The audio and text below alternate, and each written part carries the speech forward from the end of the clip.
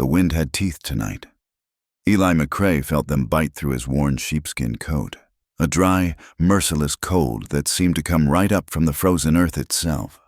The high desert of the territory was a lonely place in any season, but winter turned it into a different kind of creature, one that did not suffer fools or the unprepared. Eli was neither. He rode with his hat pulled low, his shoulders hunched against the gale, a solitary figure moving through an endless expanse of gray sage and black rock under a sliver of a moon. His horse, a sturdy paint gelding named Calder, plodded on with the steady patience of an animal who trusted the man on its back. They had been partners for 5 years, covering more ground than most folks saw in a lifetime, from the dusty plains of Texas to the high mountain passes of Colorado. Eli drifted. He would hire on at a ranch for a season, mending fences or driving cattle, earning his keep with quiet competence. He was a good hand, honest and tireless.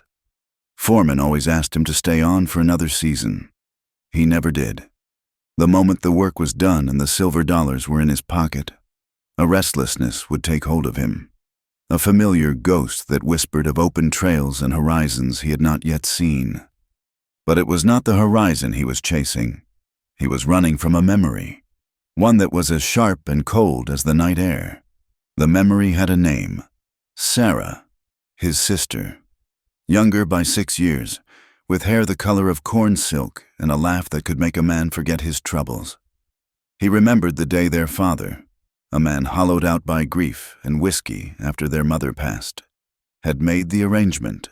It was not called a sale, not in polite company. It was a marriage contract, a deal to settle a debt with a rancher named Silas Croft, a man with a hard reputation and eyes like chips of flint. Eli had been 17.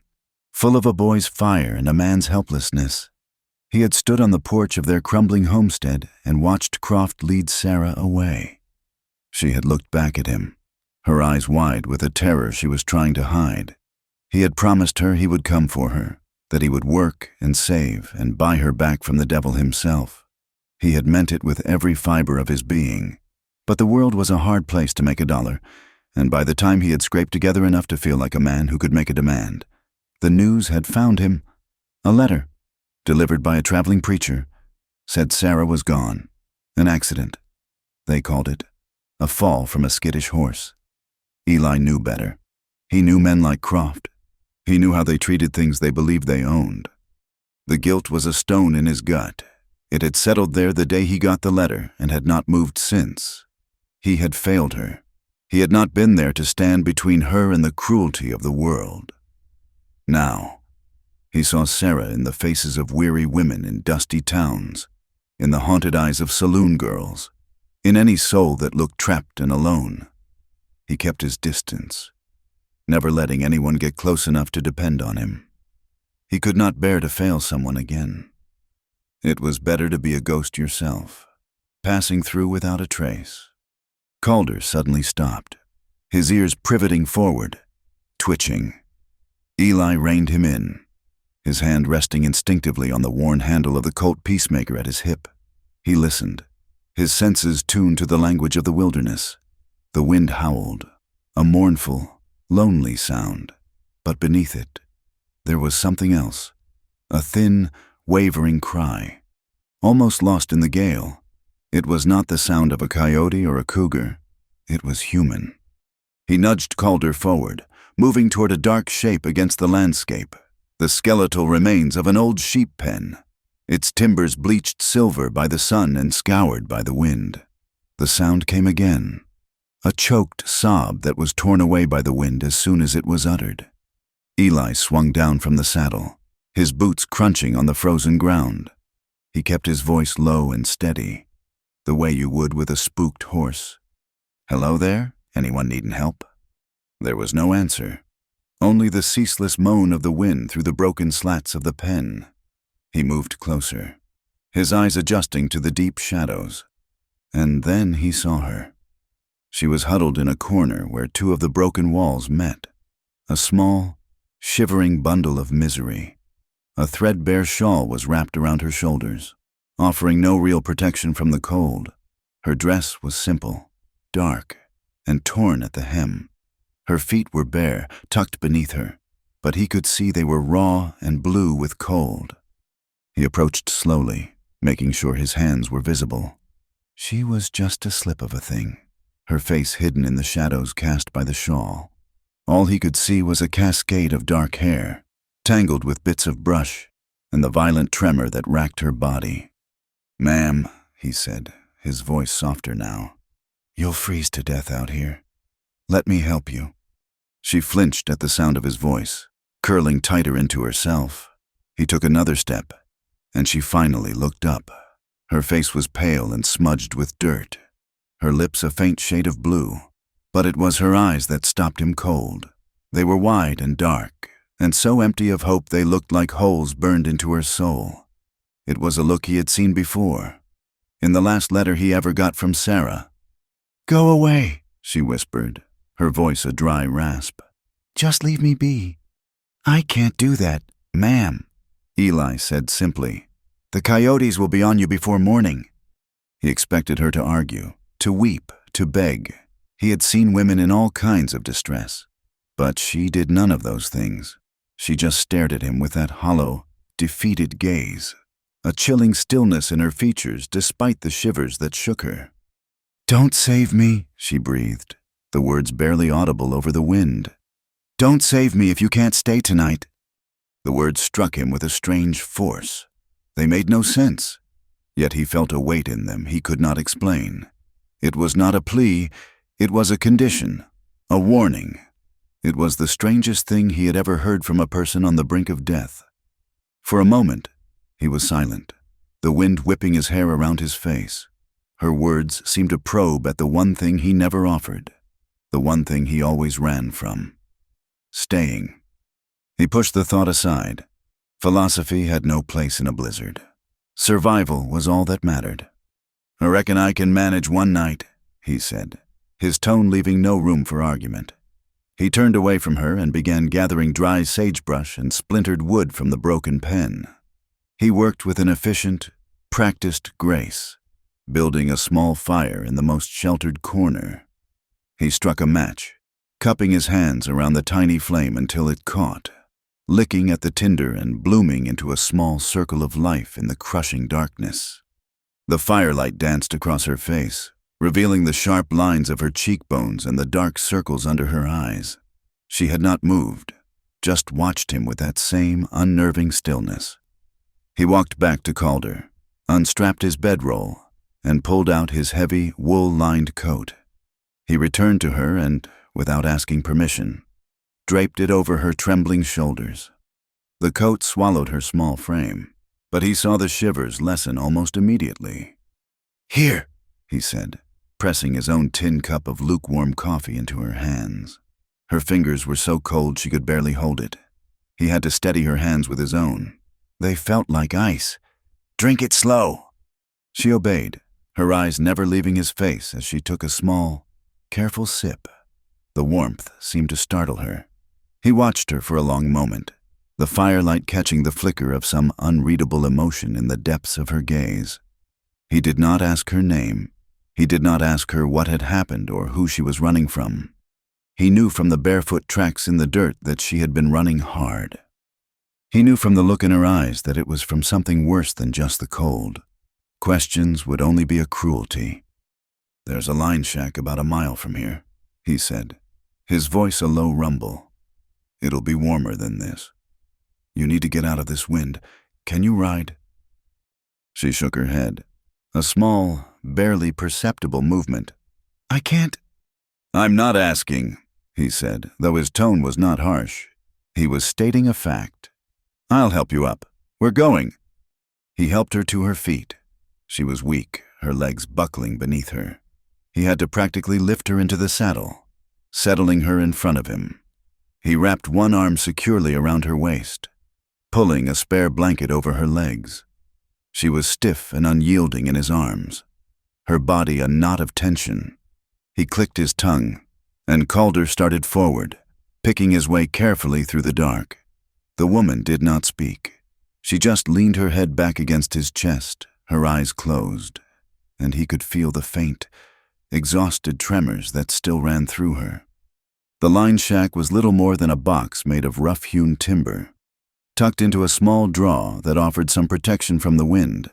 It was used by cattlemen during winter roundups, a crude outpost of humanity in a vast and indifferent wilderness.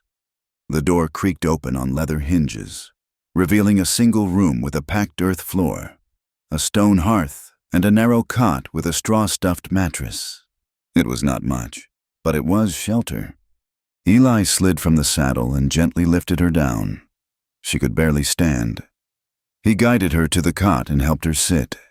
While she huddled there, still wrapped in his coat, he went to work. He built a new fire in the hearth, a bigger, more robust one that soon filled the small space with a flickering, smoky warmth. He fetched a bucket of snow and set it near the fire to melt for water. He unsaddled Calder and rubbed him down, leaving him in the lean-to attached to the back of the shack with a small portion of oats. When he came back inside, she had not moved. She was staring into the flames, her expression still unreadable. The warmth was slowly bringing some color back to her cheeks, but the hollowness in her eyes remained. "You need to get those wet clothes off," he said, his back to her as he rummaged through his saddlebags. He found a spare wool shirt, clean and dry. He laid it on a crate near the cot. "You can wear this. I'll step outside." He expected a protest, but all she said, in that same fragile voice, was, "Don't go far." "I won't," he promised, and stepped out into the biting wind, closing the door behind him. He waited, listening to the storm, giving her time. The night was vast and black, the stars obscured by the promise of more snow. He thought of her strange words again. "Don't save me if you can't stay tonight."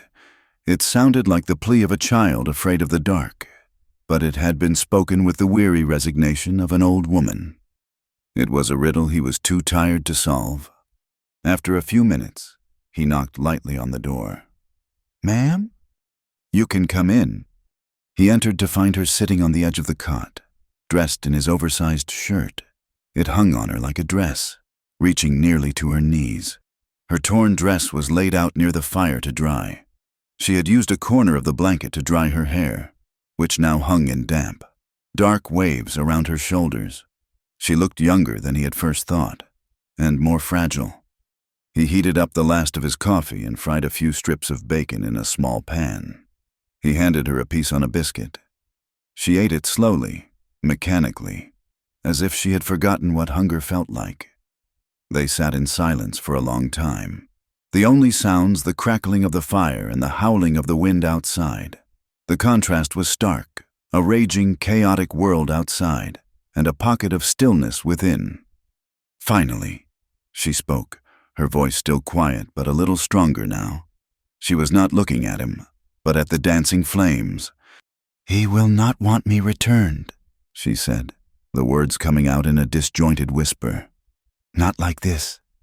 Eli did not respond, letting her speak at her own pace. "He said I belonged to him, a piece of property, like a chair or a horse." She paused, taking a shaky breath. "But property can be damaged. It can be made worthless. I am not to be returned." Eli's hands tightened into fists at his sides. He knew this story. He had heard its echoes in his sister's letters. The language of ownership, of a man's right to do as he pleased with what was his. The cold anger he always carried began to smolder in his chest. "No man owns another person," he said, his voice low and hard. She gave a small, bitter laugh that sounded more like a cough. "Some men believe they own the world. A woman is a very small part of it." She pulled his coat tighter around her. "I do not belong to him. I do not belong to any man." He realized then what she was. A runaway. Not from the law, but from a man who acted as if he were the law. Someone was likely hunting for her, and they would not be gentle when they found her. The thought of it made the stone in his gut twist. He did not press her for more. He had seen enough. He rose and added another log to the fire. "You should get some sleep," he told her. "You can have the cot. I'll take the floor." She looked at him then, a flicker of fear in her eyes. "Where?" "By the door," he said. He unrolled his bedroll on the cold earth floor, positioning himself between her and the only way in or out. He took out his Colt, checked it, and laid it on the blanket beside him, where his hand could find it in an instant. She watched him, her expression unreadable. She finally lay down on the cot, pulling the rough blanket up to her chin. She was exhausted, but he knew she would not find easy rest. He settled onto his bedroll, leaning back against the wall, his eyes fixed on the door. He was a light sleeper by habit, but tonight, he did not intend to sleep at all.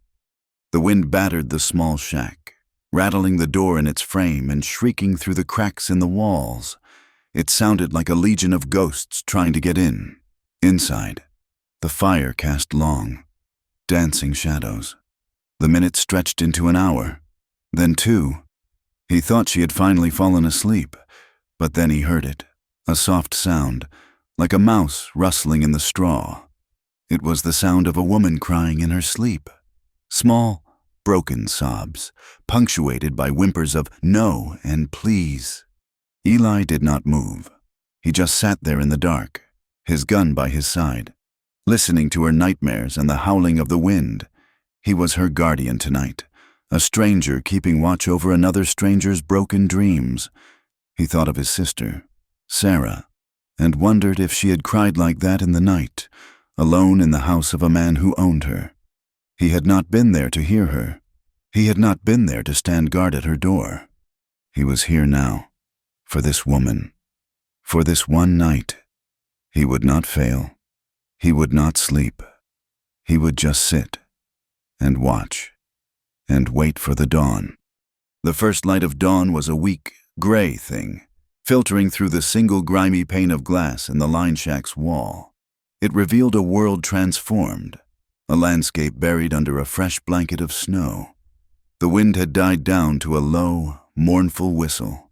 Inside, the fire had burned down to a bed of glowing embers, offering a meager warmth that did little to combat the profound chill of the morning. Eli had not slept. He had remained by the door, a silent sentinel, listening to the woman's troubled sleep and the fury of the storm. He rose stiffly, his joints aching from the cold and the hard floor. He added a few more pieces of wood to the fire, coaxing it back to life, then went outside to check on Calder. When he returned, she was awake. She was sitting on the edge of the cot, her bare feet tucked beneath her, still swimming in his large wool shirt. The haunted, hollow look was back in her eyes, sharpened by a new edge of desperate resolve. "I have to go," she said, her voice raspy but firm. It was not a request. Eli looked from her determined face to her feet. They were swollen and bruised, the skin broken in several places. "You're not walking anywhere on those," he stated, his tone flat and final. He gestured toward the window. "And even if you could, there's a foot of fresh snow out there. Another storm is building in the west. You'd be dead before noon." "That is my concern," she said, trying to stand. A sharp gasp of pain escaped her lips as her weight settled on her injured feet, and she sank back onto the cot, her face pale. A tear of pure frustration traced a clean path through the grime on her cheek. "You don't understand. I cannot stay here. He will look for me." "Let him look," Eli said, his voice a low growl. He started making coffee, moving with a deliberate slowness that was meant to be calming.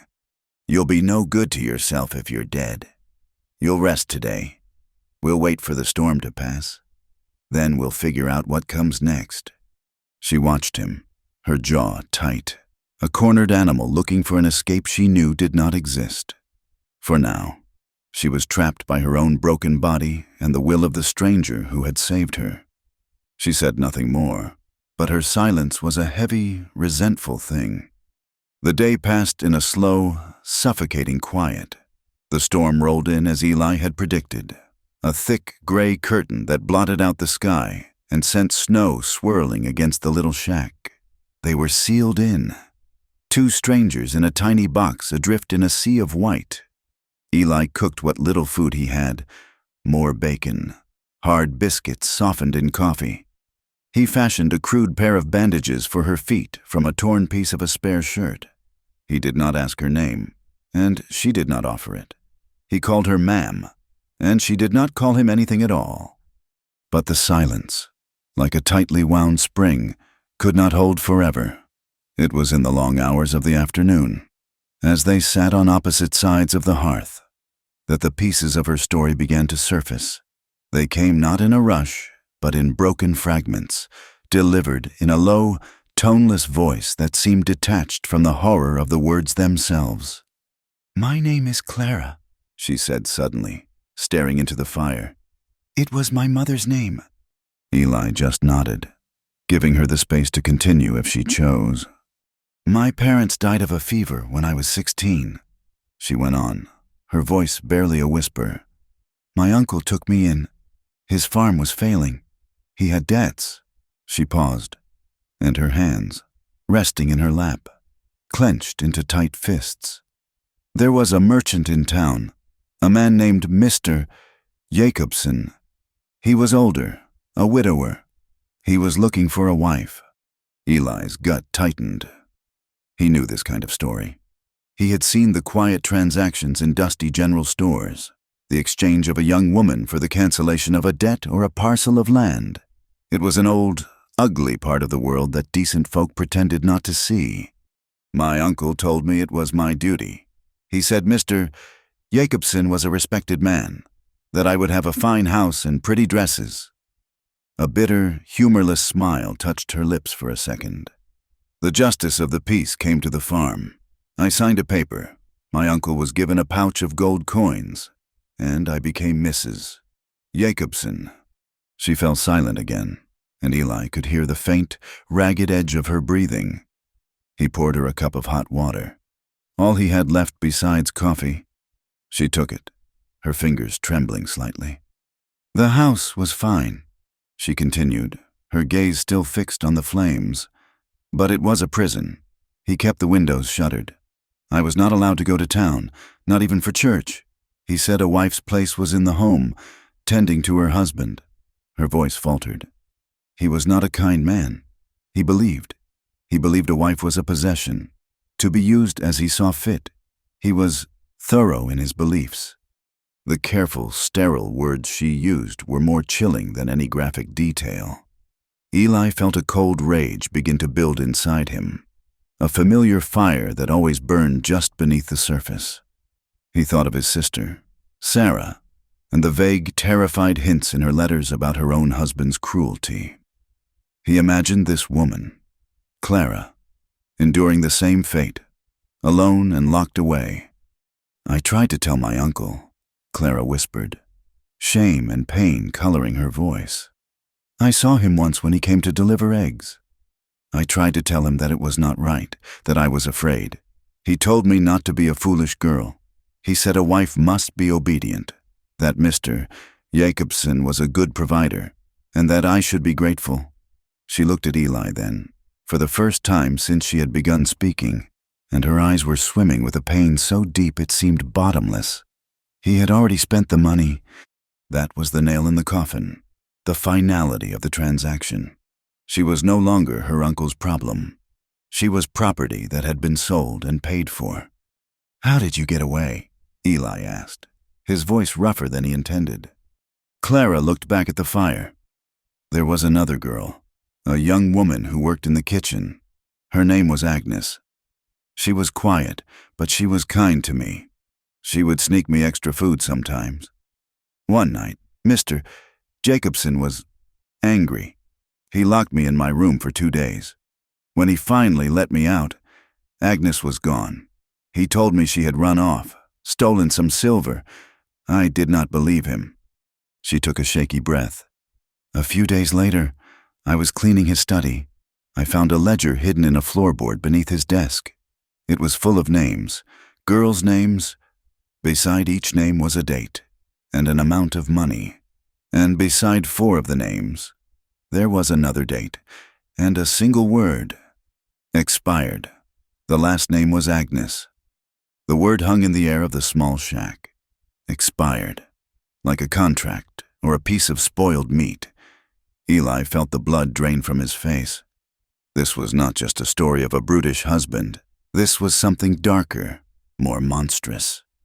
"He had done this before," Clara said, her voice flat with a horror that had burned past emotion.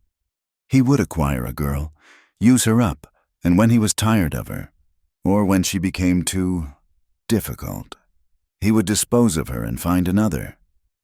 I saw my own name at the bottom of the page. There was a date beside it, and an amount of money, but there was no second date. Not yet. I knew then that he never meant for me to leave that house alive. The night before last, he had business in the next town. I knew it was my only chance. I took a shawl and ran. I just ran until I could not run anymore. Now Eli understood the look in her eyes when he had found her. It was not just fear or cold. It was the look of someone who had stared into the abyss and knew, with absolute certainty, that it was staring back. The fury inside him was a white-hot, blinding thing now. So intense it was almost paralyzing. It was the same fury he had felt when he got the letter about Sarah. The same rage at a world that allowed men like Silas Croft and this Jakobson to exist, to buy and break human beings as if they were livestock. But intertwined with the fury was the old, familiar feeling of helplessness. He could not undo what had been done to Clara. He could not bring his sister back. All he could do was sit in a snowbound shack and listen to a story that was poisoning the very air he breathed. The storm finally broke the next morning. The world outside was silent and white and clean, a stark contrast to the ugliness that now filled the space between them. "We need to move," Eli said. "It's not safe for you to be this close to town. I know a place, a ranch about a day's ride from here. The woman who owns it is a friend. You'll be safe there." He saddled Calder, and this time when he helped her up, she did not resist. He wrapped her in his coat and a blanket, and they set off.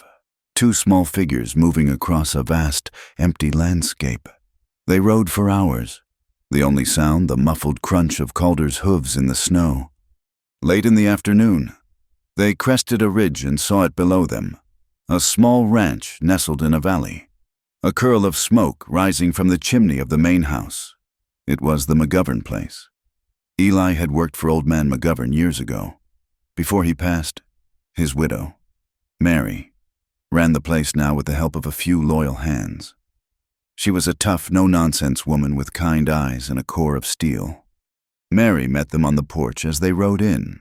She was a stout woman in her late 50s, her graying hair pulled back in a tight bun, her face a roadmap of wrinkles etched by sun and sorrow. She took one look at Clara's pale, exhausted face and Eli's grim expression and simply nodded. "Bring her inside.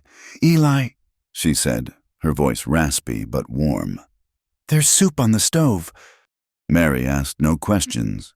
She showed Clara to a small, clean room with a soft bed and a handmade quilt. She brought her a bowl of thick vegetable soup and a cup of hot tea. She found a simple dress and a warm shawl that fit her, for the first time in days. Clara was in a place that felt safe, tended to by a woman's gentle hands. The relief was so overwhelming that she sat on the edge of the bed and wept until she had no tears left. Over the next few days, a quiet routine settled in. Eli took care of the horses and helped one of the hands, a grizzled old cowboy named Silas, mend a fence line that had collapsed under the weight of the snow.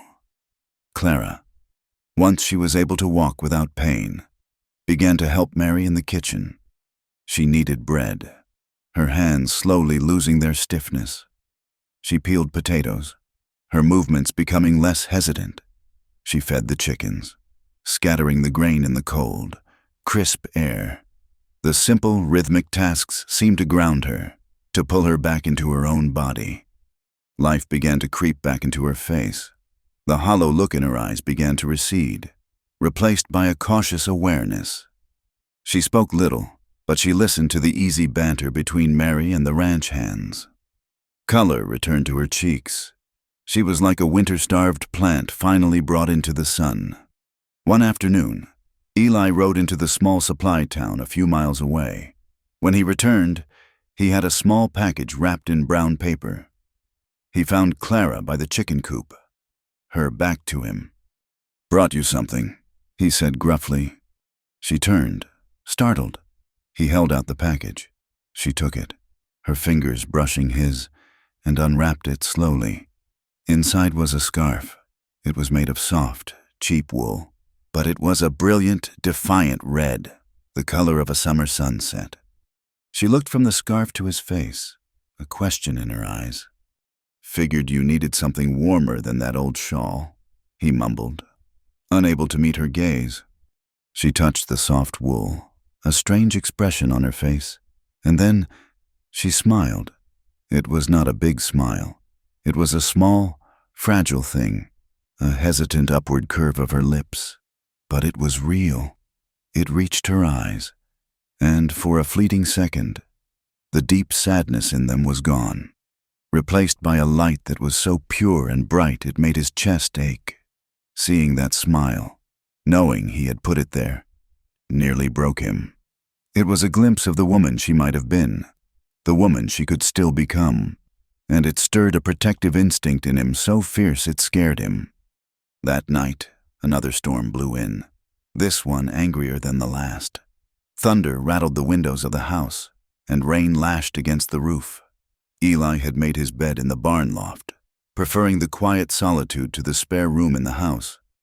He lay awake, listening to the storm, the memory of Clara's smile replaying in his mind. He heard a sound on the ladder and sat up, his hand instinctively going for his gun. A figure appeared in the loft opening, silhouetted by a flash of lightning. It was Clara. She was wrapped in a blanket, her hair loose around her shoulders. "I'm sorry," she whispered, her voice trembling. "The storm, it reminds me of—" She did not finish the sentence. She did not have to. "It's all right," he said, his own voice thick. "You can wait it out up here if you want. It's dry." She hesitated, then crossed the loft and sat on a pile of hay a few feet from his bedroll. They sat in silence, the storm raging around them.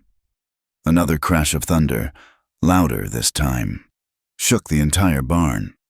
Clara flinched violently and let out a small, terrified cry. Without thinking, she reached out, her hand finding his arm in the darkness. Her touch was electric. He could feel the desperate trembling in her fingers. Every instinct in him screamed to pull her close, to wrap his arms around her and shield her from the storm, from the memories, from the entire damned world. He wanted to tell her she would be safe with him, that he would never let anyone hurt her again. He wanted it more than he had wanted anything in a long, long time. But the ghost of his sister rose up before him, her eyes wide and pleading. He was a drifter, a man who ran. He could not offer promises he could not keep. To give her comfort now, only to leave her later, would be a cruelty far worse than a thunderstorm. He gently pulled his arm away. He felt her flinch in the darkness as if he had struck her. The silence that fell between them was heavier now, colder than the night air.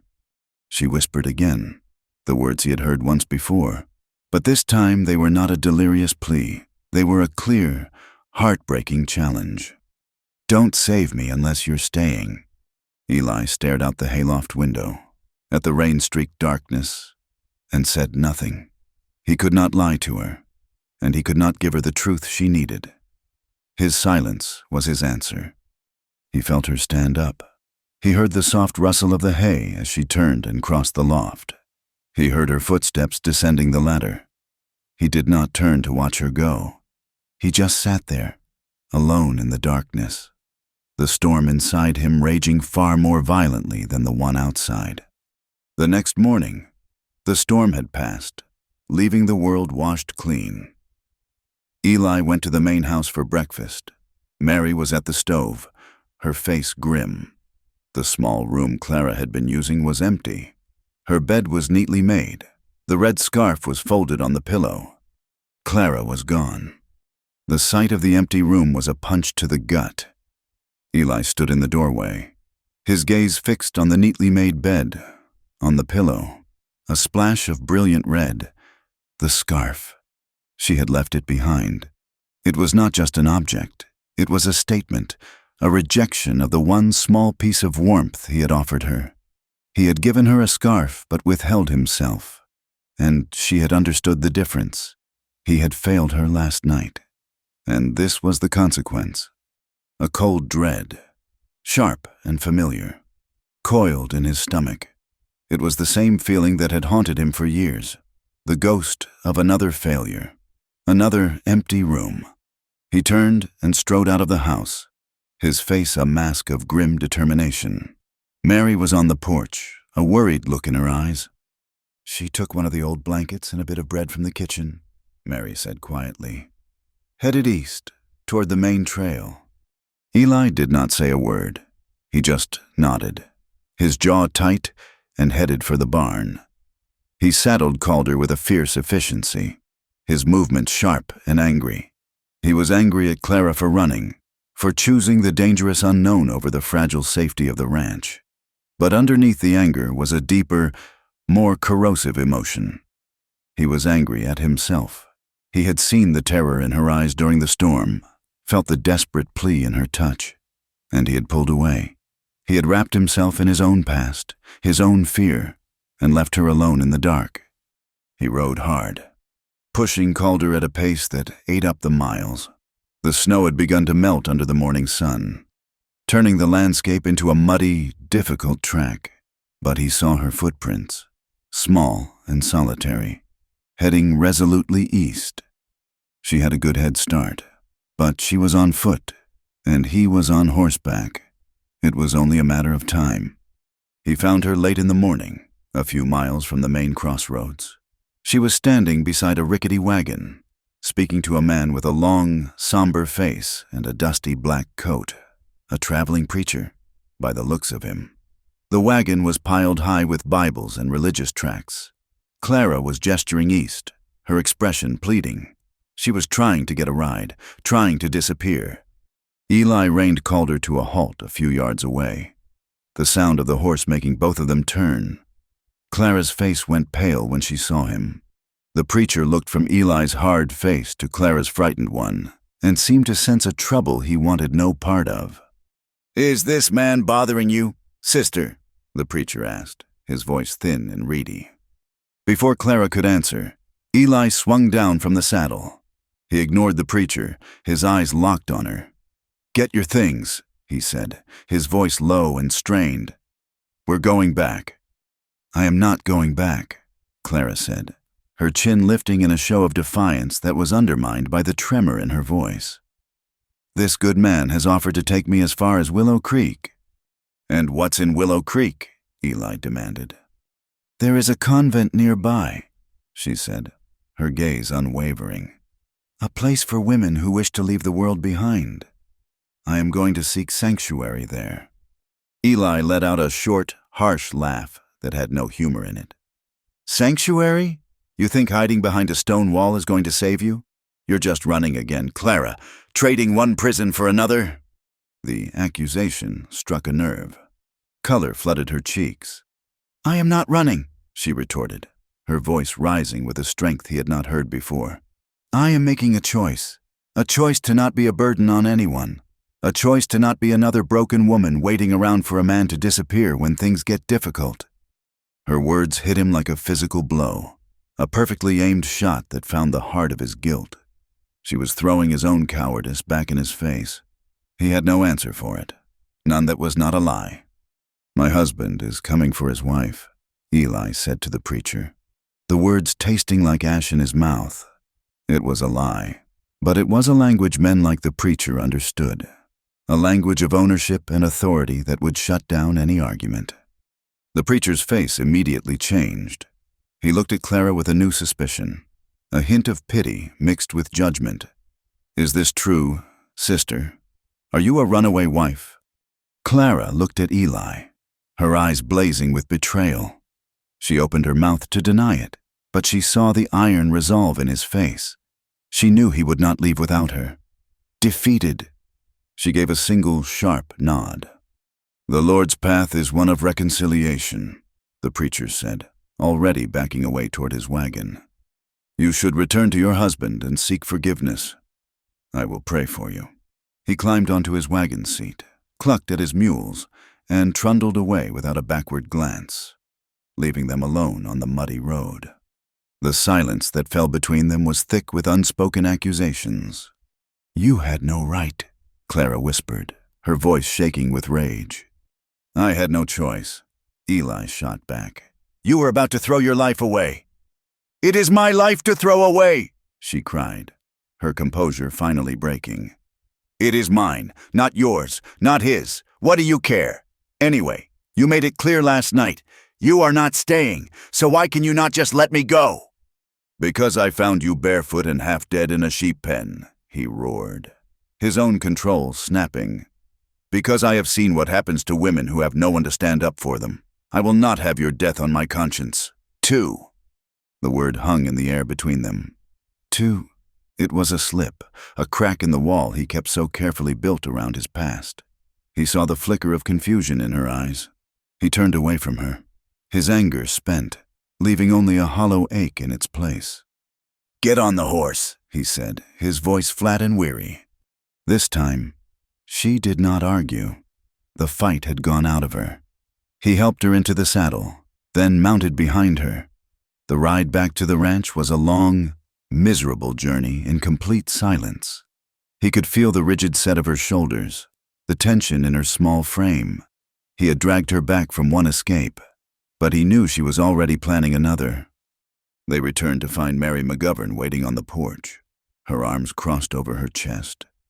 She took in the scene, Clara's tear-streaked face, Eli's thunderous expression, and her lips thinned into a grim line. Clara slid from the horse and went inside without a word. Eli remained, staring out at the valley, feeling trapped. "You look like a man who just wrestled a bear and lost," Mary said, her voice dry. "She was trying to join a convent," Eli said, his voice low. "Can you blame her?" Mary asked pointedly. "She asked for a promise, and you gave her silence. A woman like that, she's been living on silence. She knows what it means." Eli finally looked at her, his turmoil plain on his face. "What am I supposed to do, Mary? I'm no good at staying. I bring trouble. I can't promise her a life I don't know how to live." Mary stepped closer, her gaze softening slightly. She put a weathered hand on his arm. "Eli, listen to me. You found that girl and you brought her here. You lit a little bit of a fire in a place that's been cold and dark for a long time. Now she's starting to feel the warmth, and she's terrified you're going to walk away and leave her to freeze again." She squeezed his arm. "You can't save a woman halfway. She either breaks or she blooms, and it's you who waters her. You have to decide what kind of man you're going to be, the one who walks away from a wilting flower, or the one who stays to see if it'll grow." Her words settled deep inside him, a heavy, uncomfortable truth. He had spent years running from responsibility, from the pain of attachment. Now, it had found him on a lonely road and was looking at him with Clara's haunted eyes. In the days that followed, a tense truce settled over the ranch. Clara avoided Eli, speaking to him only when necessary, but something in her had changed. The defeated fragility was gone, replaced by a quiet, watchful determination. She was no longer just a victim. She was a survivor, planning her next move. Eli saw the change one afternoon when he was walking past the cottonwoods down by the creek. He heard the sharp crack of a gunshot. He moved cautiously through the trees and saw her standing with Silas, the old ranch hand. Silas was holding a rifle, showing her how to load it. Clara was holding a small pistol, her arms held out straight, her expression a mask of intense concentration. She fired again. The recoil jerked her arms up, and the shot went wide, kicking up dirt a yard to the left of the tin can they had set on a fence post. "Keep your wrist firm. Missy," Silas advised, his voice a low rumble. "Don't fight the kick. Just be ready for it. Squeeze the trigger. Don't pull it." Clara took a deep breath, reset her stance, and fired again. This time, the can jumped. A small, triumphant smile touched her lips. She was learning to fight back. The sight filled Eli with a strange mix of pride and fear. She was preparing to protect herself, and he knew, with a sinking certainty, that she was learning because she did not believe he would be there to do it for her. The fragile peace of the ranch was shattered a few days later. A rider from town, a young man who worked at the mercantile, brought a delivery of supplies for Mary. He also brought news. He handed Eli a worn, printed handbill. Eli's blood ran cold as he read the words. It was a notice, posted by the authority of the county sheriff. It offered a reward of $50 for the return of one Clara Jacobson, who had fled the home of her husband, the respected merchant Mr. Alastair Jacobson. It described her as being of a fragile mind and prone to hysterics. A bounty. Her husband was not just looking for her. He had put a price on her head. He wanted his property back, one way or another. Or, Eli thought with a grim certainty, he wanted her silenced before she could tell anyone about the ledger. "Sheriff won't get involved," the young man said, shifting his feet nervously. "Says it's a domestic matter, but there are a couple of rough-looking men in town asking questions. Bounty hunters, I reckon. They've been flashing Mr. Jacobson's money around the saloon." After the boy left, Eli found Clara in the kitchen, kneading dough with a fierce energy. He laid the handbill on the flour-dusted table. She read it, her hands slowly stilling. All the color drained from her face, but her eyes did not show fear. They showed a cold, hard resignation, as if this was exactly what she had expected. That night, Eli went to her. He found her sitting on the porch, wrapped in a blanket, staring up at the star-dusted sky. "I can get you out of here," he said, his voice low. "We can ride south, be in New Mexico territory in a week. He'll never find you there. I'll see you settled somewhere safe." It was his old solution. "Run." She turned to look at him, her face pale in the moonlight. "And then what?" she asked quietly. "You'll leave me there and ride on to the next horizon?" He had no answer. "I am tired of running. Eli," she said, her voice filled with a profound weariness that went bone deep. "I have been running my whole life, running from hunger, running from my uncle, running from him." She looked away, back at the endless sky. "I will not run anymore." Her next words were barely a whisper. "If I'm going to die, I want it to be somewhere I was loved." The words struck him with the force of a physical blow. She was not talking about Mary's ranch. She was talking about him. It was a confession and an accusation all at once. He sat down on the porch step near her, the silence stretching between them. "I'm afraid," she confessed, her voice so soft he had to lean closer to hear. "But not of him. Not anymore. I am more afraid of this." She gestured vaguely at the space between them. "I am afraid of kindness that does not stay. I fear love more than I fear death." She finally turned her head and met his gaze, her eyes dark and deep and full of a terrifying vulnerability. "I want you, Eli," she whispered, and the simple, honest words undid him. "But I only want you if you mean to stay. I will not survive being left again." He did not know what to say, what to promise. All he knew was the overwhelming need that surged through him, a tidal wave of emotion that drowned out the ghosts and the guilt. He leaned in and kissed her. It was not a gentle kiss. It was desperate and hungry, a collision of two lonely, damaged souls. It was filled with all the fear and anger and longing that had been simmering between them for days. Her hands came up to grip his shirt, pulling him closer, and he wrapped his arms around her, pressing her to him as if he could absorb her pain into himself. For a dizzying, heart-stopping moment, there was nothing but the feel of her lips, the warmth of her body, the raw, aching need to connect, to hold on to something real in a world that had offered them nothing but grief.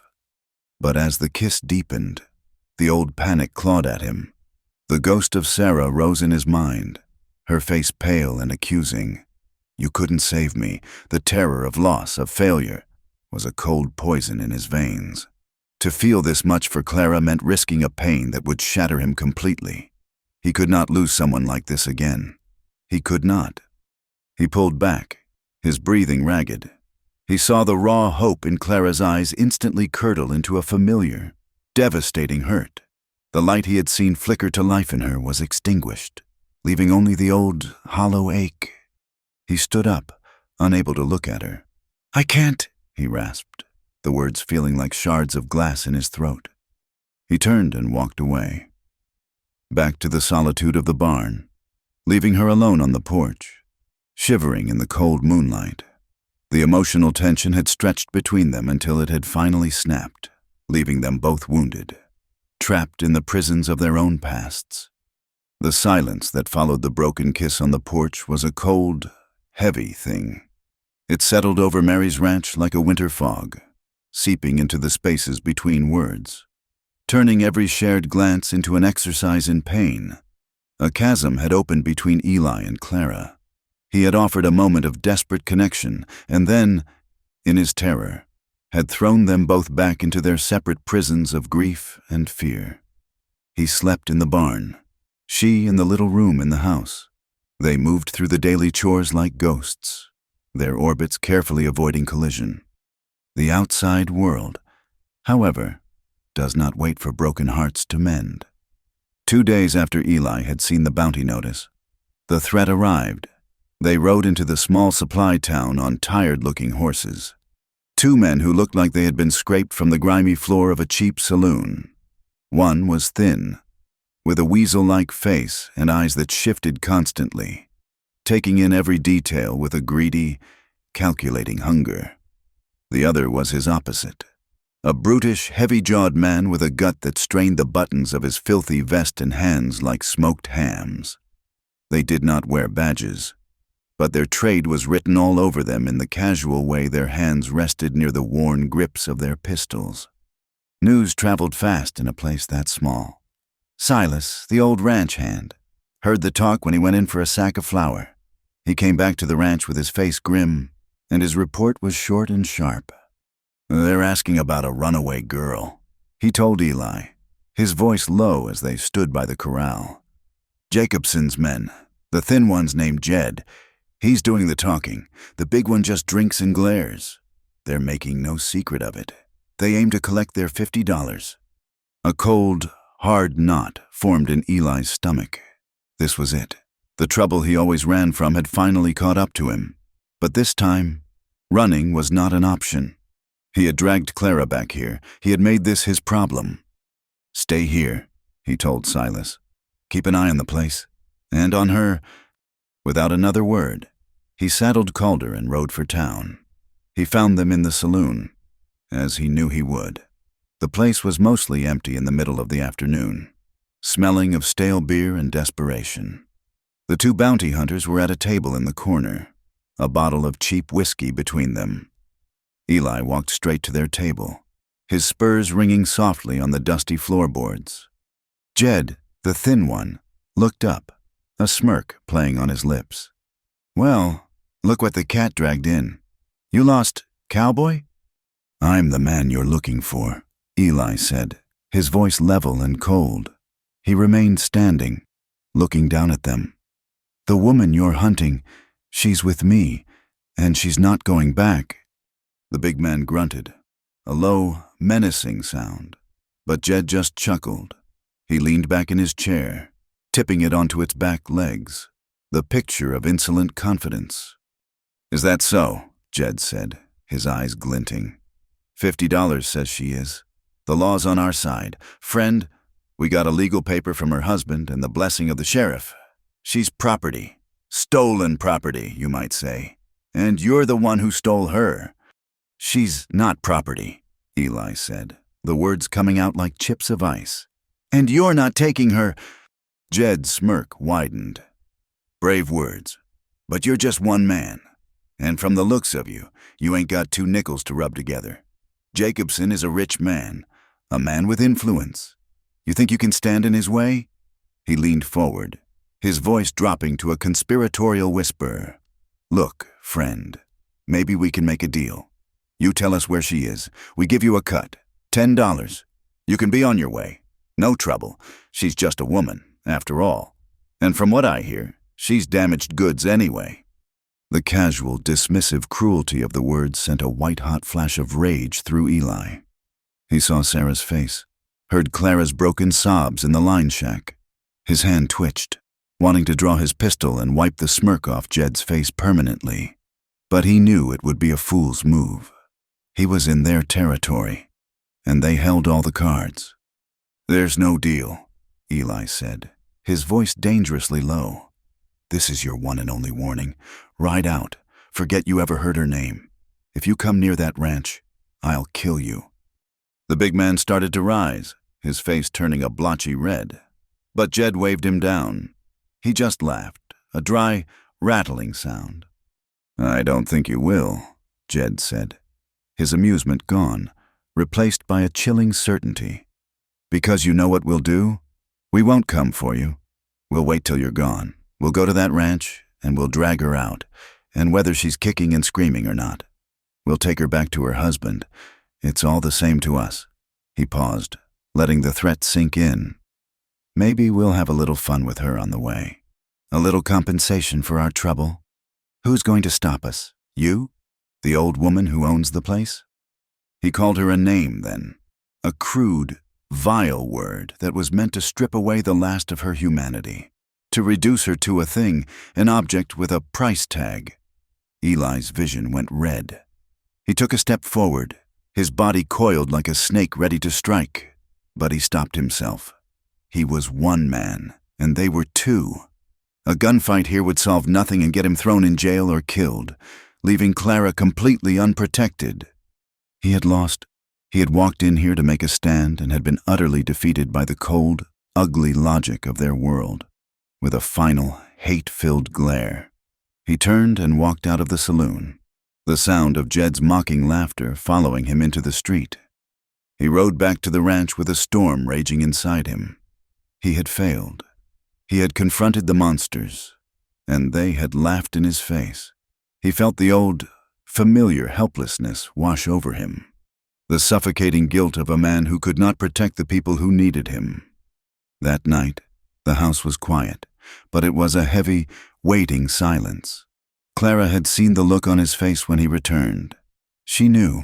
She had retreated into herself, her face pale and drawn. After a sparse, silent dinner, Eli sat on the porch, staring into the darkness, wrestling with his demons. He felt trapped, cornered by a past he could not outrun and a future he could not imagine. He heard voices from inside the house, the low murmur of Mary speaking to Clara. He was not trying to listen, but Mary's voice, sharp with a rare anger, carried through the open window. "You cannot give up, child," Mary was saying. "You have come this far. He is going to leave." Clara's voice was a choked whisper. "I saw it in his eyes. He will help me run, and then he will disappear. And they will still be hunting me." There was a long pause, and then Mary's voice came again, this time directed not at Clara, but at the night itself, as if she knew he was listening. "That man out there is a fool," she said, her tone cutting. "He thinks he is running from trouble. He does not see that he is the trouble. He is so busy running from his ghosts that he cannot see the living, breathing woman right in front of him who needs him. He thinks he hasn't made a choice, but he has. He already made his choice the moment he put her on his horse in that snowstorm. He just needs to find the courage to admit it to himself." Eli flinched as if he had been slapped. Mary's words stripped him bare, laying his cowardice out for the whole world to see. He stood up and walked to the barn, needing to be alone. But a few moments later, he heard footsteps. Clara was standing in the doorway, a silhouette against the lantern light from the house. She walked toward him slowly, her bare feet silent on the hay-strewn floor. She stopped a few feet in front of him. "She's right, isn't she?" Clara said softly. "You're running from a ghost." Eli could not bring himself to lie. Not anymore. He sank down onto a hay bale, the fight gone out of him. "Her name was Sarah," he said. his voice a raw, broken thing he barely recognized. "She was my younger sister." He told her everything. He told her about their father, about the debt, about the brutal rancher named Croft who was not fit to be called a man. He told her about the promise he had made, the one he had failed to keep. "I was going to save her," he whispered, the words tearing at his throat. "I was working, saving every dollar, but I was too slow. I got a letter. It said there had been an accident, that she had fallen from a horse." He looked up at Clara, his eyes burning with a guilt that had not faded with time. "I knew it was a lie. I knew what he was, what he had done to her. But I was not there. I was not there to stand in the way. I failed her, Clara, and I have been running from that failure ever since." He finally understood. Every time he looked at Clara, he saw Sarah. Every time he felt that fierce, protective urge, the terror of failing again rose up to choke him. Clara listened, tears streaming silently down her face. They were not tears of pity, but of a deep, profound empathy. When he finished, she came and sat beside him on the hay bale. She did not speak for a long time. Then she took his hand. Her fingers were cold, but her touch was a small point of warmth in his desolate world. "I used to pray," she whispered, her voice thick with unshed tears. "When I was locked in that house, I would lie awake in the dark and pray that someone would come, someone who was strong and good, someone who would stand in the way." She turned her face to him, her eyes shining in the dim light. "I used to pray that someone like you would come for me before I lost everything." Her confession shattered the last of his defenses. She was not seeing him as a failure. She was seeing him as the answer to a prayer she had long since abandoned. He looked at her, truly looked at her, not as a reflection of his past, but as the woman she was, strong and broken and beautiful in her defiance. And in that moment, the ghosts receded. There was only Clara. He did not kiss her. He simply reached out and gently brushed a stray strand of hair from her face. It was an act of such simple, tender intimacy that it felt more profound than any kiss. They spent the night in the barn, not in a fever of lust, but in a quiet, desperate need for comfort. He held her as she wept for his sister, for herself, for all the cruelty in the world. She held him as the tremors of his long-held grief finally shook their way to the surface. It was not about passion. It was about shelter. It was two people, battered and broken by the world, huddling together for warmth against the encroaching darkness. It was a quiet rebellion, a defiant claim that even in the face of ugliness and despair, they were not entirely alone. In the morning, the sun rose on a world that felt different. The air was crisp and cold, but the oppressive weight of the last few days had lifted. When Eli looked at Clara, he saw a change. The fear was gone from her eyes, replaced by a calm, steady strength. She had faced his ghosts with him and had not run. She had met his brokenness with her own, and together they had found something solid in the wreckage. She handed him a cup of coffee, her hand steady. "Be careful," she said. It was not a plea. It was a statement, an acknowledgement. He nodded. "I will." He checked his colt, saddled Calder, and rode out. He was not running anymore. He was not riding to warn or to threaten.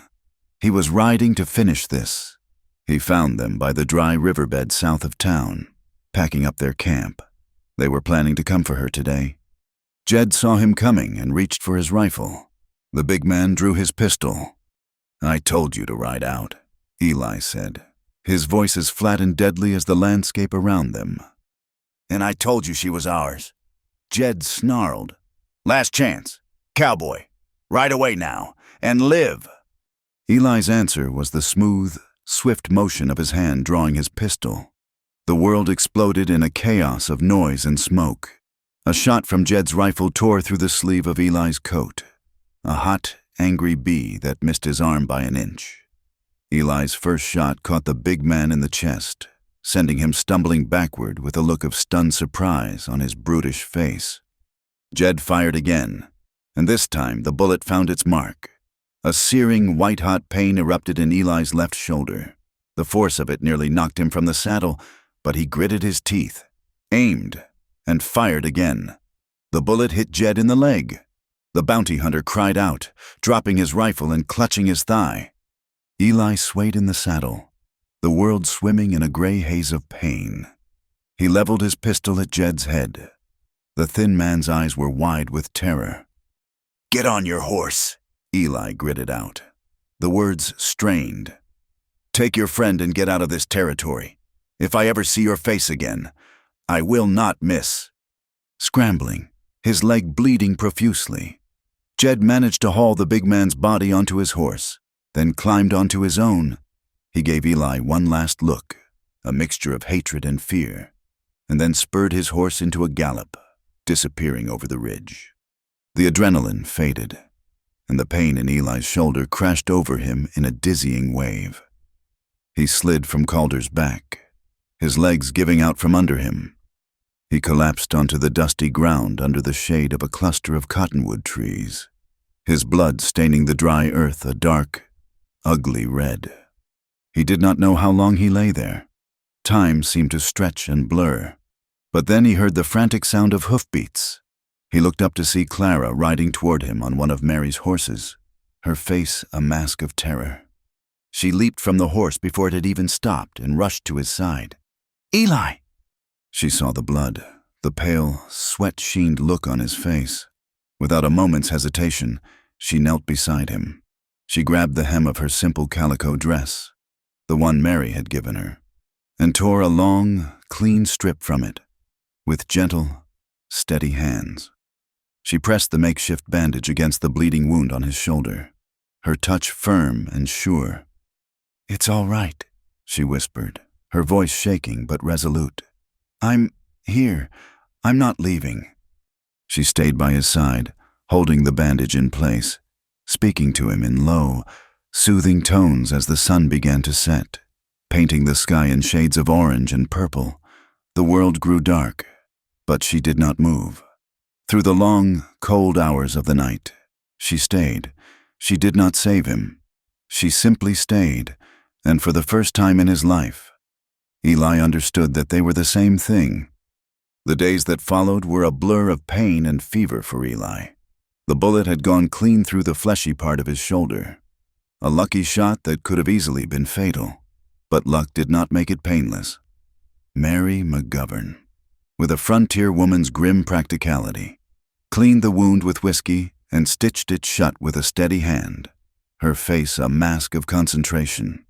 It was Clara, however, who became his constant shadow, his anchor in the swirling gray tides of sickness and healing.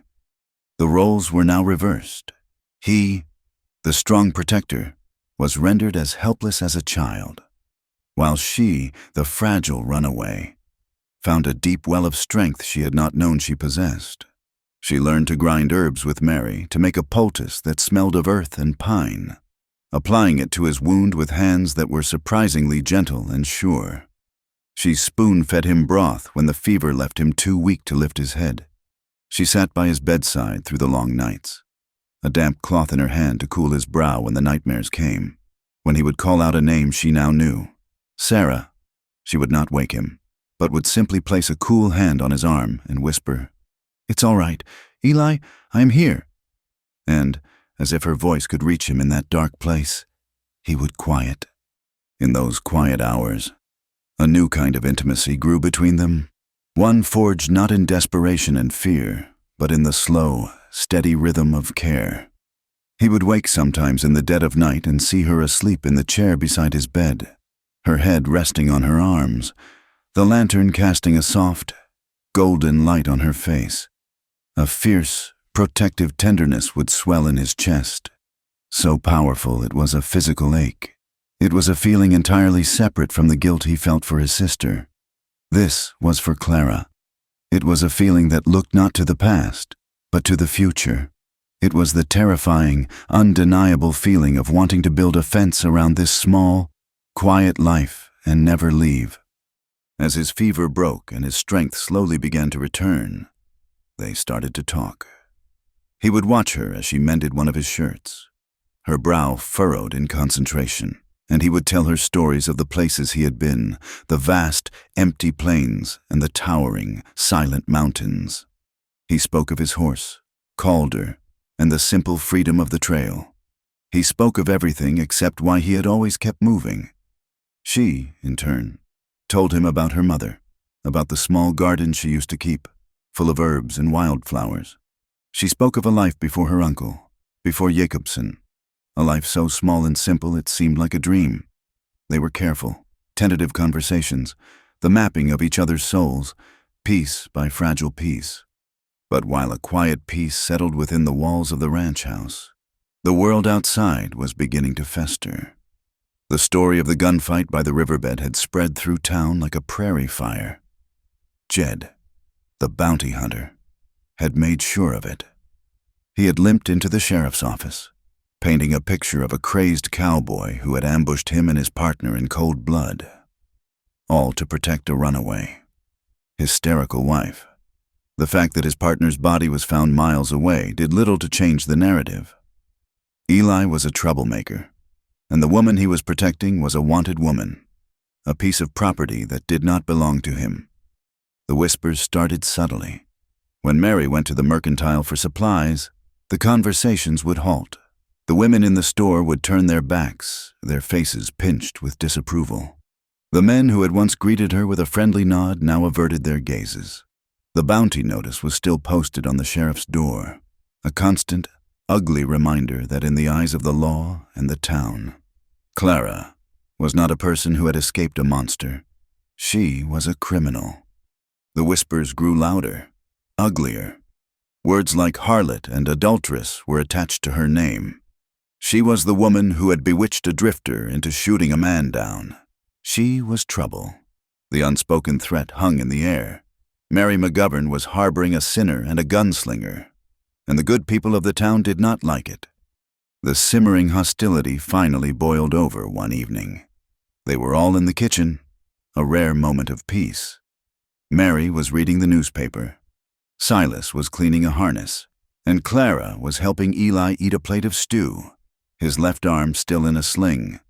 Suddenly, there was a sharp, violent crash as a rock shattered the window pane, sending a spray of glass across the floor. Clara cried out, a sound of pure shock, not of pain. Silas was on his feet in an instant, a shotgun in his hands, and Eli struggled to stand, his face a mask of fury. Silas ran outside, but whoever had thrown the rock was long gone, swallowed by the darkness. He came back in, his face grim. "Just some of the town boys, I reckon. Cowards." Eli turned to Clara. She was standing by the table, staring at the shattered window, her body trembling, but she was not looking at the broken glass. She was looking at the rock that lay on the floorboards. It was just a simple, gray river rock, but it was a symbol of the town's hatred, of their judgment, and then she began to weep. It was not the terrified, broken sobbing Eli had heard in the line shack. These were tears of a deeper, more profound despair. It was the sound of a spirit that had fought so hard, only to be reminded that in the eyes of the world, she was still less than human. "They will never see me," she whispered, her voice choked with grief. "They will only ever see his property, a thing that does not belong where it is, a piece of trouble to be thrown away." Watching her weep, not from fear, but from the crushing weight of the world's injustice, broke something inside Eli. The helplessness he had felt in the saloon, the guilt he had carried for his sister, it all coalesced into a single, blinding point of rage. It was a clean, righteous anger, and it burned away the last of his fear. The next morning, against Mary's protests, he put on his boots, settled his hat on his head, and rode into town. His shoulder throbbed with every step Calder took, but he ignored it. He tied his horse in front of the saloon and walked in. The place was quiet, a few ranchers and town loafers nursing morning beers. A man named Peterson, a loudmouth who owned the livery stable, was holding court at the bar. "It's a disgrace, is what it is," Peterson was saying, his voice carrying through the room. That McGovern woman, taking in that whore, and the gunslinger she's shacked up with. The sheriff ought to run them both out of the county." Eli walked straight up to the bar and stood beside him. "You have something to say about the woman I'm with?" he asked, his voice dangerously quiet. Peterson turned, a belligerent smirk on his face. "I do. She's a runaway piece of trash, and if her husband wants her back, he ought to have her." He looked Eli up and down, sneering at the sling on his arm. "And you're the fool who took a bullet for her." Eli did not say a word. He simply drew back his right fist and punched Peterson squarely in the jaw. The sound of the blow was a dull, satisfying crack. Peterson staggered backward, his eyes wide with surprise, and crashed into a table, sending cards and glasses flying. He lay there, groaning, a trickle of blood leaking from the corner of his mouth. The saloon went dead silent. Every eye was on Eli. He turned and walked out, leaving the stunned silence behind him. His next stop was the sheriff's office. Sheriff Miller was a portly man with a droopy mustache and tired, indifferent eyes. He looked up from his paperwork as Eli entered, his expression wary. "I want that bounty notice taken down," Eli said, his voice hard. Miller sighed, leaning back in his chair. "I can't do that, McCrae. It's a legal notice. Her husband filed a complaint. It's a domestic matter." "It stopped being a domestic matter when he sent men with guns after her," Eli shot back, leaning his good hand on the sheriff's desk. "It stopped being a domestic matter when people in your town started throwing rocks through windows. That woman has been brutalized and sold like an animal. She came here seeking refuge, and this town has done nothing but spit on her. I am demanding that you do your job and offer her protection." The sheriff held his gaze for a long moment. "You're the one who brought the gunplay here, McCrae," he said wearily. "Far as I can see, you're the biggest piece of trouble in this whole affair. Now get out of my office. I've got work to do." Eli stared at him, seeing the wall of indifference, the lazy cruelty of a man who would not lift a finger to help. He knew he could get nothing here. He turned and left, the frustration a bitter taste in his mouth. While Eli was fighting her battle with his fists, Clara decided to fight her own, in her own way.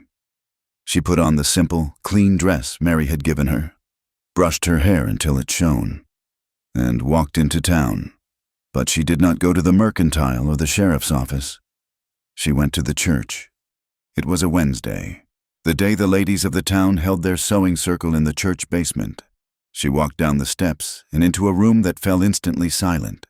A dozen women, including the preacher's wife and the sheriff's wife, stopped their needlework and stared at her, their faces a mixture of shock and cold disapproval. Clara's heart was pounding, but she held her head high. Her voice, when she spoke, was quiet and steady, yet it carried to every corner of the room. "My name is Clara," she began. "You know me as the woman on the poster, the runaway wife, the woman they call names in the street." She took a step into the center of the room, her gaze moving from one face to another. "I came here today to tell you who I really am." She told them everything. She did not raise her voice. She did not weep. She spoke in plain, simple, devastating terms. She told them about her uncle, about being sold to settle a debt. She told them about the locked rooms, the bruises she had to hide, the suffocating isolation. She told them about Agnes, the girl who had disappeared, and the ledger with its list of names. "I did not run from a sacred vow of marriage," she said, her voice clear and strong. "I ran from a man who bought me, who used me, and who intended to dispose of me when he was finished. I ran for my life." She looked directly at the sheriff's wife. "When I was in that house, I prayed that someone would help me. I prayed that a neighbor, or the sheriff, or one of the good women of the church would see my suffering and offer a hand. But no one ever came. No one ever asked.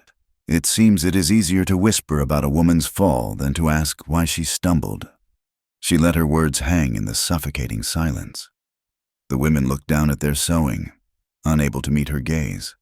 They were shamed, not by hysterics or accusations, but by her quiet dignity, by the simple, undeniable truth of her suffering. They saw in her not a sinner, but a reflection of their own vulnerability, of the silence and compliance that their world demanded of them. "I am not asking for your pity," Clara finished. "I am asking you to see me, and to think of the other girls, the other women, who suffer in silence because no one is willing to listen." She turned and walked out of the church, leaving a room full of stunned, shamed women behind her. Before she had even reached the street, she heard a door open behind her. It was Mrs. Miller, the sheriff's wife. "Wait," she called out. She approached Clara, her face filled with a new, troubled understanding. I believe you." That evening, as the sun set, painting the sky in strokes of purple and gold, Eli found Clara on the porch. He had heard what she had done. The whole town was buzzing with it. He sat down beside her. The air between them was different. The last barriers had fallen. They had fought for each other, separately but together. "I went to see the sheriff today," he said. "I went to see his wife," she replied with a small, tired smile. They sat in comfortable silence for a long time, watching the first stars appear. "Clara," Eli said finally, his voice rough with emotion. He turned to face her. "I'm not going to New Mexico. I'm not going anywhere. I've been running my whole life, and I'm done. I don't have much to offer, just a willingness to work and a strong back. But I want to build something that doesn't vanish in the wind." He looked at her, his heart in his eyes. "I'm asking you to stay with me, not because you need a protector. You are the strongest person I have ever met. I'm asking you to stay because I need you, because I don't want to build it alone." She looked at him, her expression unreadable. She had waited so long to hear these words, had dreamed of them in her darkest hours, but she had learned the hard way that promises could be broken, that even the best of intentions could wither. She searched his face, looking for the ghost of the man who ran, the man who pulled away. Finally, she spoke, her voice quiet but firm, a condition and a promise all in one. "Only if you promise never to save me halfway again." Eli's promise and Clara's conditional acceptance settled over the ranch like a soft, much-needed rain after a long drought. It did not magically wash away the scars of their pasts, nor did it silence the lingering hostility from the town, but it changed the air they breathed. The crushing weight of uncertainty had been lifted. For the first time, the future was not a terrifying, empty horizon to be run from, but a piece of land to be cultivated, side by side. The healing of Eli's shoulder became a quiet ritual that measured their days. Each morning, Clara would help him change the dressing, her touch no longer hesitant but familiar and gentle. Their hands would brush, and a simple, unspoken current would pass between them. He was learning the language of staying, of being present in the small, ordinary moments. The shared cup of coffee at dawn, the way she'd hummed softly while baking bread, the quiet strength in her hands as she worked in Mary's garden. He found himself watching her, memorizing the way the sun caught the dark strands of her hair, the serious line of her brow when she was focused, the rare, breathtaking curve of her smile. Clara, in turn, was slowly, carefully unfurling. The constant, hunted look in her eyes was replaced by a watchful calm. She had spoken her truth in that church basement, and while it had not won her a universal welcome, it had cracked the town's cold facade of judgment. A few of the women, led by the sheriff's wife, had begun to speak in her favor. A small bag of sugar was left on Mary's porch one morning. A neighbor's wife offered a quiet, supportive nod when they passed on the road. It was not friendship, not yet, but it was the beginning of acceptance. The world was still a dangerous place, but it was no longer uniformly hostile. She had found a small patch of solid ground, and on it, she was beginning to bloom. But evil, once rooted, does not wither so easily. It lies dormant, waiting for the dark. Jed, the bounty hunter, had not left the territory. He had holed up in a cheap boarding house in a neighboring county, his leg healing slowly, his heart festering with a poisonous blend of humiliation and greed. Eli had not only wounded his leg, he had wounded his pride. And Jacobson's $50 was still a siren call to a man whose soul was already forfeit. He had one partner dead and nothing to show for it. He was not a man to walk away from a debt, especially one he felt was owed to him in blood. The attack came on a moonless, starless night, a week after Eli's confrontation in town. A deep, heavy blackness had fallen over the valley, muffling the world in an unnerving silence. A late autumn chill was in the air, a premonition of the hard winter to come. Eli, his shoulder still stiff but mostly healed, was asleep in the small room next to Clara's. Mary and Silas were asleep in their own quarters. The ranch was still at peace. The first sign of trouble was the smell, a sharp, acrid scent that wormed its way into Eli's sleeping mind. He came awake with a jolt, his senses instantly on high alert. It was the smell of smoke, thick and oily, and it was close. He threw on his trousers and boots, his heart pounding a frantic rhythm against his ribs. He grabbed his gun belt, his good arm moving with practiced speed.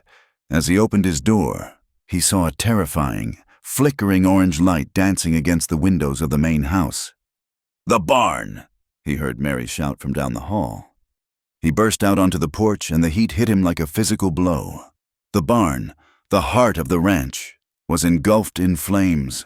Huge, hungry tongues of fire licked up the dry timber walls, roaring into the night sky, sending a shower of sparks and embers into the suffocating darkness. The terrified whinnies of the horses trapped inside cut through the roar of the fire. Silas was already there, a bucket in his hand, a futile gesture against the inferno. Mary was trying to unlatch the corral gate to free the other animals, but Eli's eyes were not on the fire. They were scanning the shadows, the deep pockets of blackness around the edges of the chaos. This was no accident. This was a diversion. And then he saw him.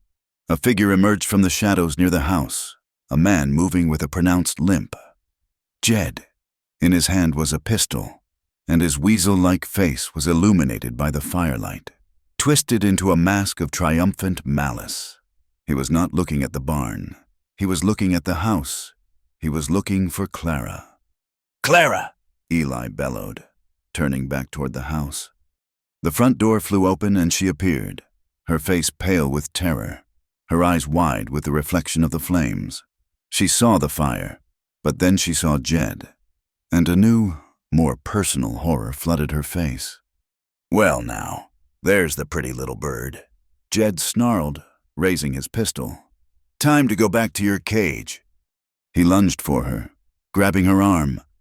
Clara screamed, a raw, piercing sound of pure terror, and tried to pull away. Eli charged forward, a roar of fury tearing from his throat. He did not care about his shoulder, did not care about the gun in Jed's hand. He was a man possessed, driven by the singular, primal need to get between Clara and the monster who was trying to take her. He slammed into Jed with the force of a runaway train. The bounty hunter, caught off guard by the sheer ferocity of the attack, lost his grip on Clara. The two men crashed to the ground, a tangle of limbs and grunted curses. Eli's injured shoulder screamed in protest as it hit the hard-packed earth, a blinding, sickening pain that threatened to swamp his senses. But he ignored it. He drove his right fist into Jed's face. Once, twice. Jed was wiry and quick.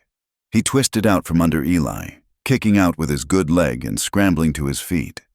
Eli rose, his left arm hanging uselessly at his side, his vision graying at the edges from the pain. He was at a terrible disadvantage. "Should have killed me when you had the chance, Cowboy." Jed spat, blood trickling from his lip. He raised his pistol again, but not at Eli. He aimed it at Clara, who was huddled near the porch steps. "Now she's going to watch you die. Then she's coming with me." Eli saw the cold, dead certainty in the man's eyes. He knew he could not draw his own gun fast enough. He did the only thing he could. He charged again. He was not trying to win a fight. He was trying to buy her a second. To put his body in the path of the bullet meant for her. The world seemed to slow down. Clara watched, paralyzed by a terror that rooted her to the spot. She saw Eli, his face a mask of desperate, self-sacrificing love, rushing toward his own death. She saw the cruel smile on Jed's face as he steadied his aim. The scene was a living nightmare, a replaying of all her old helplessness, of watching a good man be destroyed by the evil she had brought into his life. But then something broke inside her. It was the dam of fear that had held her captive for so long. It shattered, and in its place came a flood of pure, cold rage. The words of Silas, the old ranch hand, echoed in her mind. Keep your wrist firm, squeeze the trigger, don't pull it. She was not that girl in the locked room anymore. She was not the shivering, defeated woman in the sheep pen. She was a survivor, and she would not stand by and watch the only good thing in her life be extinguished. She turned and ran back into the house. Her movements were not frantic, but filled with a strange, lucid purpose. The rifle Silas had taught her with was mounted on the wall over the hearth. Her hands, which had once trembled just holding a coffee cup, were now steady as she lifted the heavy weapon from its pegs. She checked it, just as he had shown her, making sure a round was in the chamber. She ran back to the doorway, the rifle feeling both heavy and natural in her hands. The scene outside was reaching its terrible climax. Eli had closed the distance, his right hand grabbing for Jed's gun. The two men were locked in a desperate struggle, staggering back and forth in the hellish light of the burning barn. Eli was strong, but he was fighting with one arm, and his face was pale with agony. Jed was bringing the barrel of his pistol around, pressing it against Eli's side. Clara lifted the rifle to her shoulder. She remembered the tin can on the fence post, the feel of the recoil, the small, triumphant smile she had felt. There was no triumph now. There was only a cold, hard necessity. She drew a bead on Jed's back, her heart hammering against her ribs. She took a breath, held it, and squeezed the trigger. The explosion of the rifle was deafening, a sharp crack that was momentarily louder than the roar of the fire. Jed screamed, a high, thin sound of agony, and arched his back. His pistol went off, the bullet plowing harmlessly into the dirt. He staggered away from Eli, his hand clutching his right shoulder, a dark stain spreading rapidly across his shirt. He looked at Clara in the doorway, his face a mask of disbelief and pain. Then his eyes rolled back in his head, and he crumpled to the ground in an unconscious heap. Silence fell, a sudden, ringing void where the chaos had been. Eli stood, swaying on his feet, his chest heaving, his good hand pressed against his side where the pistol had been. He looked from the fallen form of Jed to Clara, who was still standing in the doorway, the rifle held in a white-knuckled grip. Her face was ashen, her eyes wide with shock at what she had done, but she had not dropped the gun. She had saved him. The spell was broken by the sound of approaching hoofbeats. Two riders came galloping into the ranch yard. It was Sheriff Miller and one of his deputies, their faces illuminated by the dying flames of the barn. "What in God's name is going on here?" the sheriff bellowed, his eyes taking in the scene, the burning barn, the man bleeding on the ground, Eli swaying on his feet, and Clara holding a rifle. But before anyone could speak, Mary McGovern stepped out of the shadows. Her face was smudged with soot, but her expression was one of absolute, unwavering command. In her hand, she held a sheaf of papers. "This is what is going on. Sheriff," she said, her voice cutting through the air. "You are looking at the end of a crime. That man on the ground is a bounty hunter who set my barn on fire and assaulted this woman. And this woman," she said, stepping to stand beside Clara, "is not, nor has she ever been, the legal wife of Alistair Jacobson." She thrust the papers at the stunned sheriff. "I sent a wire to a friend of my late husband's, a circuit judge in the state capital, 2 weeks ago. He sent a man to investigate. These are sworn affidavits. one from the justice of the peace who presided over the ceremony, admitting he was paid by Jacobson to falsify the documents and that no legal marriage license was ever filed with the state. The other is from this woman's uncle, admitting under threat of prosecution that he accepted money in exchange for her, making the entire transaction an illegal sale, not a marriage. Sheriff Miller took the papers, his face growing paler as he read them in the firelight. The legal foundation of Jacobson's claim, the very authority upon which the bounty had been issued, had just crumbled into dust. He looked from the papers to Clara, not with suspicion, but with a dawning, grudging respect. "She is a free woman, Sheriff," Mary said, her voice ringing with finality. "And she just defended her home and the life of this man from a criminal. I'd say that makes her a hero, not a runaway." The law, slow and reluctant, had finally been forced to see the truth.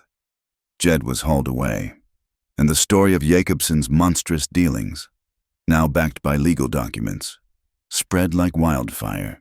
The man's reputation, built on a carefully constructed facade of respectability, was shattered. Faced with public disgrace and potential prosecution, Alastair Jacobson did what all cowards do. He disappeared. One morning, his fine house was simply empty. He vanished from the region, a bitter ghost who had lost his power. In the days that followed, the ranch began to heal. The barn was a blackened, skeletal ruin, a scar on the land. But it was not a symbol of defeat. It was a monument to their survival. Together, Eli and Clara, with help from Mary and Silas, began the slow, arduous process of rebuilding. They cleared the charred timbers, their hands and faces smudged with soot.